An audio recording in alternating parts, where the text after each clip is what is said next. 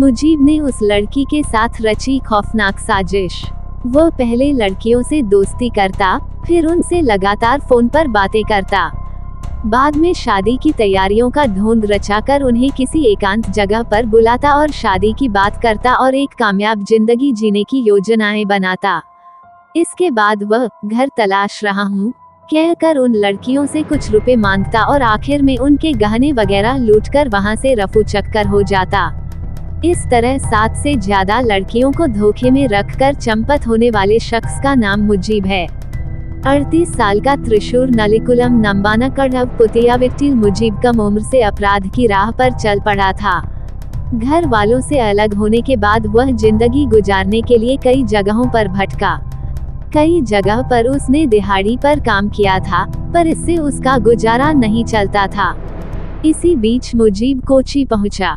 वहां उसने इट्टुमानूर स्वदेशी मंजू नाम की एक लड़की से कलूर में दोस्ती की। वो अपनी दादी के साथ रह रही थी। उसके माँ बाप अलग रह रहे थे।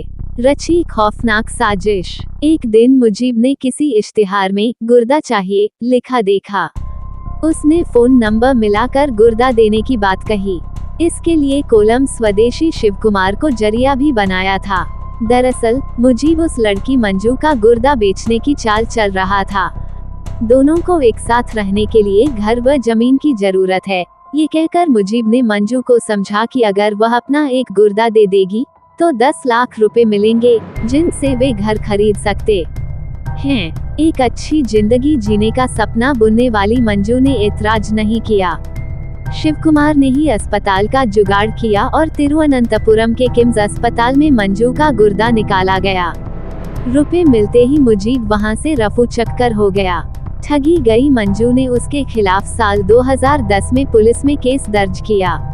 इस बीच शिव कुमार भी वहां से फरार हो गया था। पुलिस ने बहुत जांच पड़ताल की, पर दोनों का पता नहीं चला। इसी बीच परुम्बावूर स्वदेशिनी बिंदु नाम की लड़की को भी मुजीब ने गुर्दा देने के धंधे के जाल में फंसा लिया था। और भी चालबाजियां। मुजीब उन लड़कियों के बारे में पहले ही सब कुछ पता कर लेता था, जो अच्छे जीवन साथी और खुशहाल जिंदगी का सपना देखती थीं। वो अपनी मीठी बातों में उन्हें फंसाकर उनसे रुपए व गहने लेकर रफू चक्कर हो जाता था। इरुमेली स्वदेशी बैमा नाम की जवान लड़की के साथ भी उसने कुछ दिन गुजारे थे। दोनों का एक बच्चा भी है। बीच में मुजीब ने उस लड़की को एर्नाकुलम में एक काम भी दिला दिया था। इसके बाद उस लड़की ने मुजीब को दोबारा कभी नहीं देखा। मुजीब कोषिकोड के पास कुट्टिकाटूर के एक अरेबिक कॉलेज में रसोइये का काम करता था। तब उसके साथ एक लड़की भी थी। कॉलेज की कैंटीन के पास ही उन्हें ठहरने की सुविधा भी मिली थी।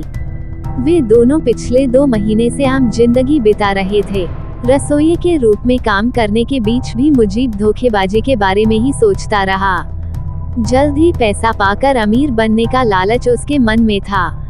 तब उसने अपने साथ रह रही उस लड़की को नशीली दवा देकर बेहोश किया, फिर उसके 3.5 लाख रुपए के कीमती गहने चुरा लिए।